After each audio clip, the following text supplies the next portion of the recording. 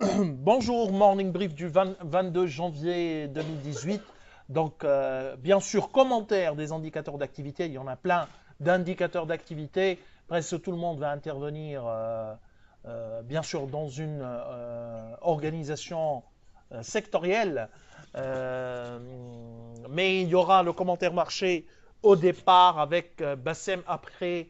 Ça sera au tour des analystes de commenter les indicateurs d'activité d'une manière générale, une vision sectorielle par notamment au niveau des banques en ce qui concerne leur publication. Bassem, je te cède la parole pour commenter le marché. Hein. Merci Kais, bonjour tout le monde. Donc le marché il a enregistré une légère baisse le vendredi, moins 0,07%, mais l'ensemble de la semaine était extrêmement positif avec une hausse hebdomadaire de 0,97%. Meilleure performance pour la séance du vendredi, on a notamment la Sotrapil à 11,68 plus 4,47. La Siam 4%, 2 dinars 33 et MPBS 3 dinars 22. Côté baisse, il y a New Baydelen, UADH et il y a également Tenet Holding avec une certaine prise de bénéfices. Le bilan hebdomadaire, on a la Sotuver plus 11%, SIL plus 9% et MPBS plus 8,1%. Côté baisse, on a notamment Servicom, moins 12,8% et la BTE, moins 9,5%. Pour ce qui est du mouvement et des mouvements des investisseurs étrangers pour la séance du vendredi, on a notamment la vente de 5600 titres Eurocycle. Alors là, notons que pour Eurocycle, on a enregistré tout au long de la semaine la vente de 13 642 titres contre l'achat de 2250. Donc c'est une vente nette. Il y a également Lila, 10 265 titres cédés lors de la séance du vendredi, portant ainsi le total des actions cédées par les investisseurs étrangers à 33 535 titres sur la semaine et 8000 titres cartes CMAT également lors de la séance du vendredi pour pour Qatar CMAT tout au long de la semaine c'est 10 995 titres contre l'achat de 11 600, donc c'est plutôt des acquisitions nettes. C'est l'essentiel du marché la semaine dernière et je cède la parole à Aïs. Merci Bassem. Donc, on part rapidement avec Fatma pour commenter les indicateurs d'activité hein, de SCB, Simon de Bizert. Merci Kais, bonjour tout le monde. Alors, un contexte toujours morose, se caractérisant par une demande locale à tonnes. SCB publie des résultats inférieurs à nos attentes. Le chiffre d'affaires a connu une augmentation de 3,7% à 63,7 millions de dinars par rapport à l'année dernière, 65 millions de dinars attendus par Alpha Mena. Le cimentier tunisien trouve toujours du mal à exporter en 2017. Mais l'entrée en exploitation du quai reportée en février pourra éveiller les exportations de nouveau. Néanmoins, la situation du ciment en Tunisie alimente encore nos inquiétudes. D'ailleurs, notre modèle sera légèrement révisé à la baisse prochainement. Et voilà, je cède la parole à Selima. Merci Fatma, bonjour tout le monde. Alors, pour Simpar, les indicateurs d'activité T4 2017 légèrement supérieurs aux attentes. Les ventes ont progressé de 3,5% à 14,142 millions de dinars contre 14 millions de dinars attendus par Alpha Mena. Cependant, la marge d'EBITDA a baissé de 330 points de base à 34%. Le défi en 2018 sera la liquidation d'un stock important, produit fini à 15,306 millions de dinars, dans un contexte opérationnel extrêmement difficile, demande à tonnes, incertitude de l'application de la TVA, hausse des taux, etc. Nous sommes accumulés avec un TP à 51 900. Alors maintenant, je cède la parole à Fatma pour commenter Siam et OneTech. Merci Selima. Alors, au terme de l'exercice 2017, la Siam a réalisé un chiffre d'affaires de l'ordre de 29 millions de dinars,5, soit une progression de 25.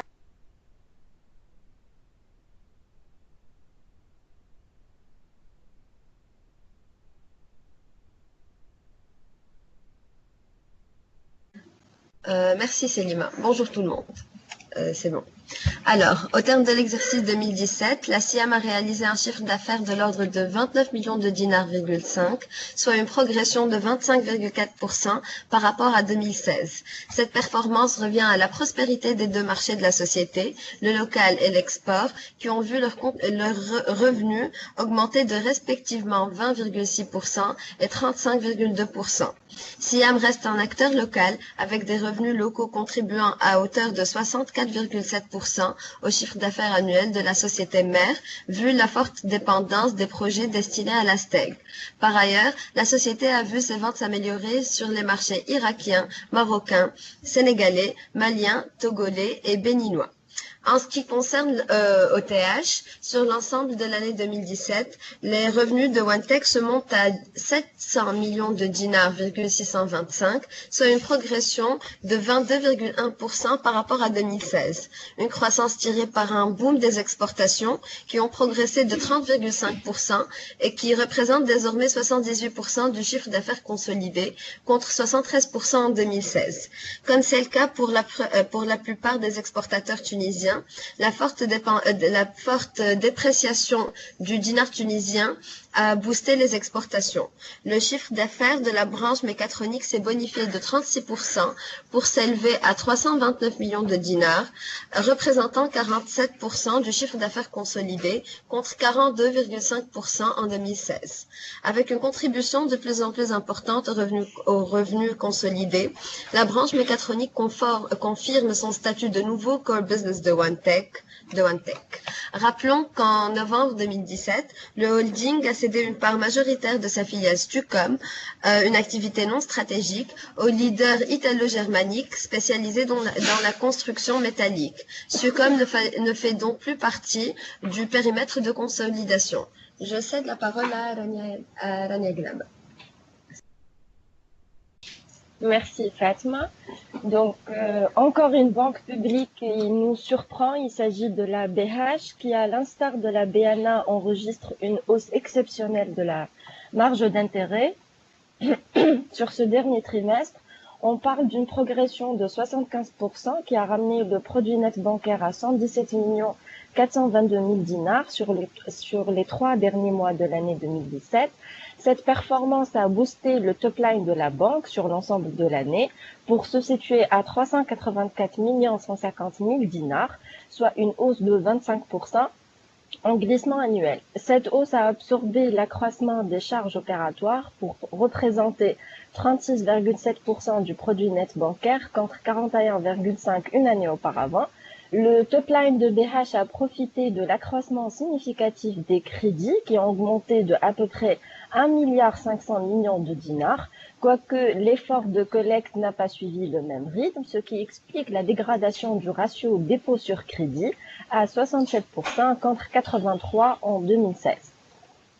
Pour l'ATB, malgré une légère hausse de sa marge d'intérêt, le produit net bancaire de la banque a progressé de 21,6% sur le dernier trimestre, profitant des revenus des activités de marché qui ont presque doublé. Sur l'ensemble de l'année, le produit net se chiffre à 242 469 000 dinars, soit une hausse de 14,2% glissement annuel.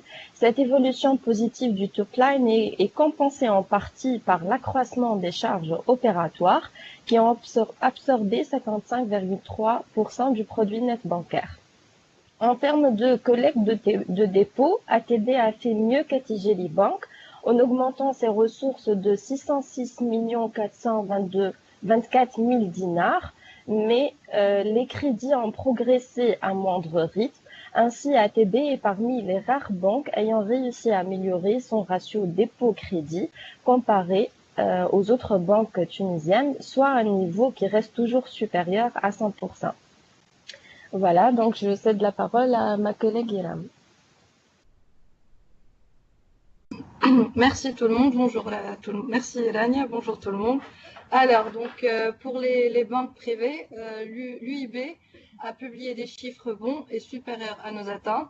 Les crédits ont augmenté de 19,4% à 4 milliards 900 millions contre 4 milliards 130 en 2016, générant ainsi 314 millions de dinars de revenus bruts d'intérêt. Quant aux dépôts, ils ont atteint les 4 milliards 123 millions contre 3 milliards 660 millions en 2016, soit une progression de 12,5%. Les revenus nets d'intérêt se sont ainsi établis à 159 millions de dinars contre 145 millions de dinars prévus par notre modèle. Les revenus de placement demeurent importants à presque 39 millions de dinars, soit 13,4% du PNB. PNB qui a ainsi augmenté de 17% à près de 290 millions de dinars contre 248 millions de dinars en 2016. En termes de charges, une majoration de 15 millions a été enregistrée au cours de l'année 2017 pour s'établir à 135 millions de dinars. Il faut tout de même noter que les indicateurs ne tiennent pas compte de la contribution au fonds de garantie des dépôts. Alors côté 3 2017, la banque avait impacté cela sur son résultat brut d'exploitation. Ainsi, en considérant les 0,3% de cette contribution, qui correspondrait à 8 milliards 259 millions en 2017, le résultat brut d'exploitation serait de près de 146 millions de dinars contre 154,6 millions de dinars annoncés. Donc nos prévisions étaient en dessous des chiffres réalisés. On s'attendait à une hausse respective de 10% et 5% des crédits et des dépôts pour 2017 et des bénéfices à 77 millions de dinars impactés par les nouvelles dispositions de la loi de finances 2018. Donc, quant à la Main Bank, elle clôture l'année 2017 par une hausse de 3,15% de ses crédits à 6 milliards 79 millions de dinars et des dépôts quasi stables à 5 milliards 137 millions contre 5 milliards 117 millions en 2016. Nous remarquons que la banque a adopté une politique prudente en maîtrisant ses crédits, en freinant son appétit au cours de l'année 2017. Le PNB a quant à lui enregistré une hausse de 21,7% à 357 millions de dinars, soit 50 millions de plus que nos prévisions. Les charges opératoires se sont établies à 122 millions de dinars, soit une hausse de 12,4%. Rappelons que nous sommes à accumuler sur le titre Amen Bank avec un potentiel de 8,56% et un objectif de cours de 25 dinars 700 millimes. Et pour finir, l'UBCI a atteint un encours de crédit de 2 milliards 757 millions de dinars pour des dépôts à 2 milliards 500, soit une hausse respective de 7,61% et 8,9%. Les revenus nets d'intérêt ont ainsi atteint les 95 millions de dinars, en ligne avec notre modèle qui les estimait à 95,2 millions de dinars. Le PNB a ainsi augmenté de 19,15% à 202 millions de dinars, légèrement supérieur à nos attentes au vu de la hausse importante de près de 48% des revenus de portefeuille à 62 millions de dinars. Les charges opératoires se sont établies à 131 millions de dinars. Les comptes de l'UBCI et à la Main Bank ne tiennent pas compte, par contre, de la contribution au fonds de garantie des dépôts. Nous sommes à accumuler sur UBCI avec un potentiel de 14,2% et un objectif de cours de 25 dinars 700 millimes. Donc, je cède la parole à Ale qui va commenter les indicateurs du secteur leasing. Bonjour tout le monde, merci Iram. Donc pour les assureurs, Tunisre publie des indicateurs d'activité un peu décevants, avec une augmentation des acceptations de l'ordre de 2,4% pour un montant total de 116 millions de dinars en 2017. Une hausse tirée par la branche incendie qui croît de 12,8%.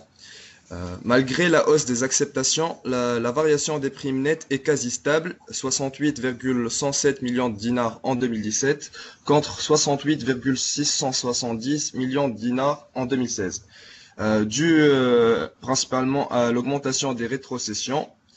Une stratégie plus prudente du réassureur explique cette croissance des rétrocessions qui ont augmenté de 7,5%. Les sinistres ont nettement augmenté fin 2017 avec 72 millions de dinars contre 55 millions de dinars en 2016 pour un taux de rétrocession de 43,7% en 2017 contre 39,9% en 2016. La sinistralité élevée constatée au niveau du secteur devrait peser sur la rentabilité de Tunis Re.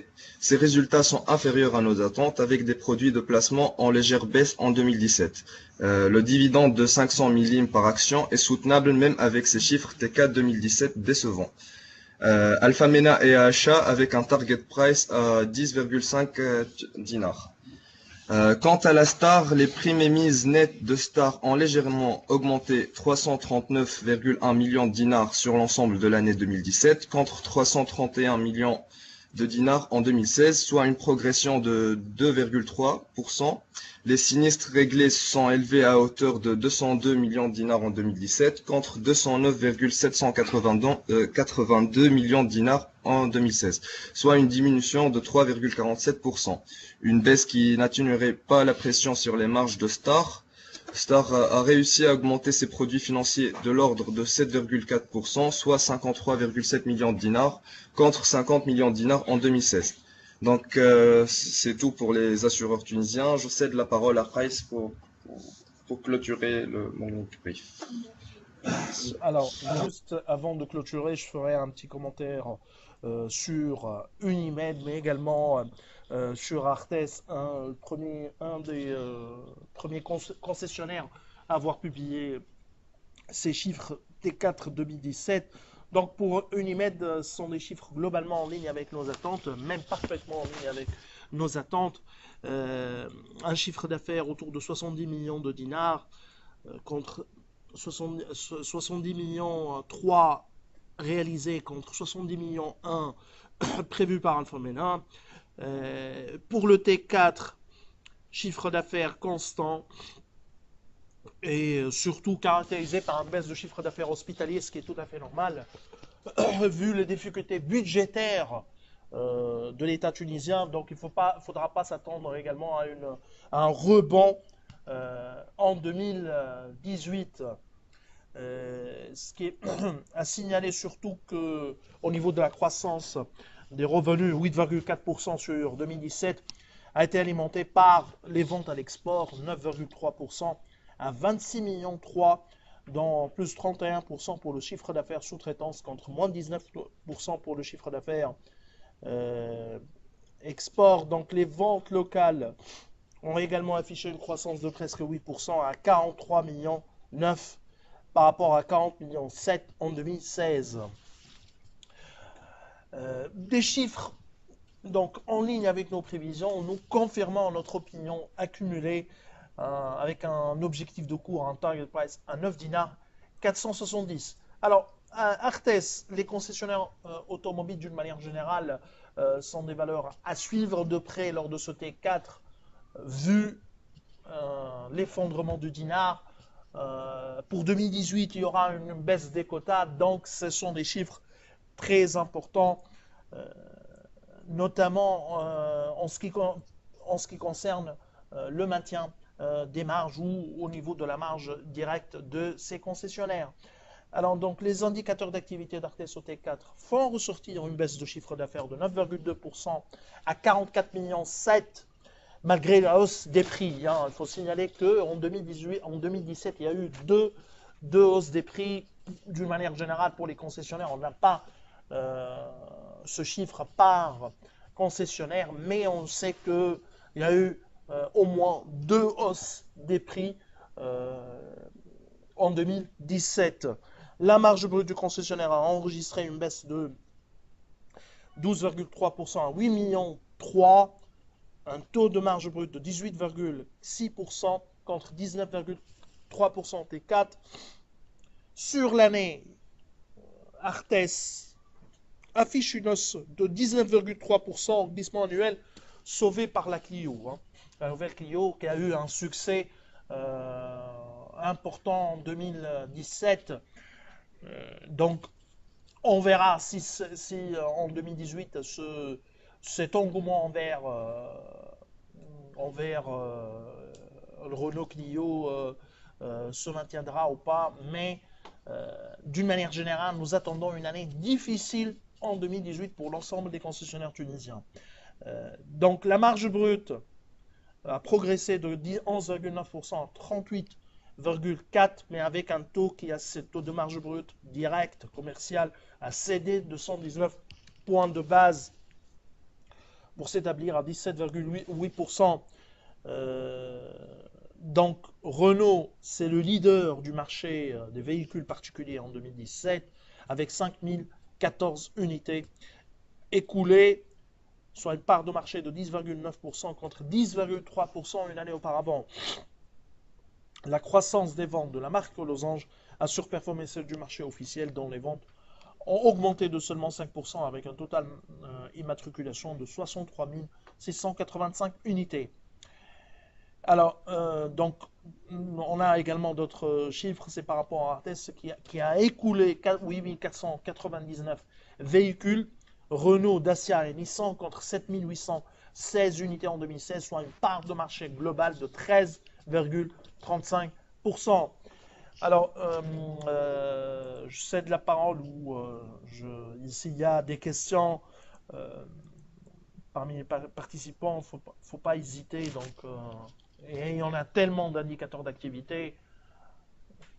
Donc, s'il y a des questions.